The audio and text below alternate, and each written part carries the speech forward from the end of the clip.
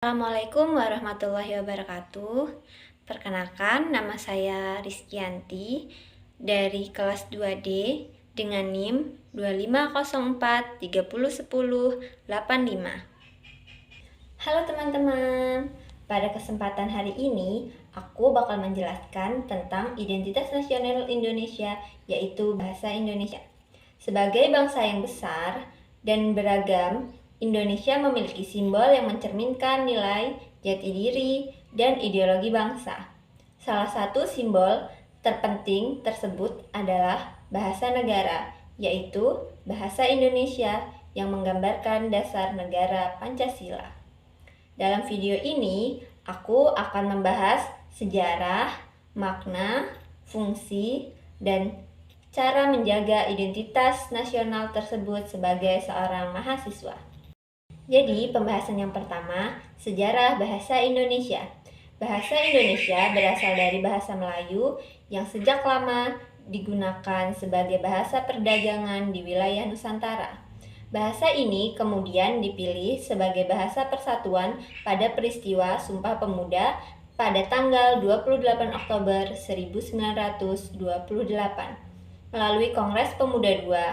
Dalam ikrar tersebut, para pemuda menyatakan menjunjung bahasa Indonesia sebagai bahasa persatuan. Setelah kemerdekaan, bahasa Indonesia resmi menjadi bahasa nasional dan bahasa negara melalui pasal 236 Undang-Undang Dasar 1945. Selanjutnya, makna bahasa Indonesia.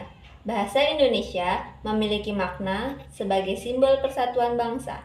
Indonesia memiliki banyak suku, bahasa daerah, tetapi adanya bahasa Indonesia, masyarakat dari berbagai daerah dapat saling berkomunikasi dan memahami satu sama lain. Bahasa ini juga menjadi bagian penting dari identitas nasional Indonesia loh. Selanjutnya, fungsi dari bahasa Indonesia.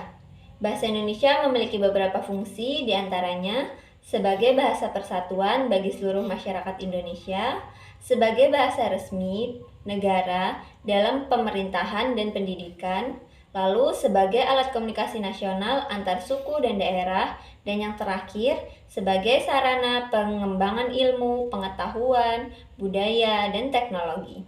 Lalu sebagai mahasiswa, bagaimana sih cara kita menjaga agar bahasa Indonesia tetap terjalin?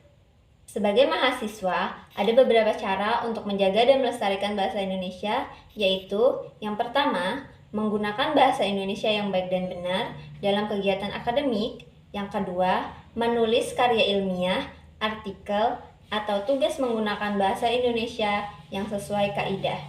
Yang ketiga, tidak meninggalkan bahasa Indonesia meskipun kita mempelajari bahasa asing.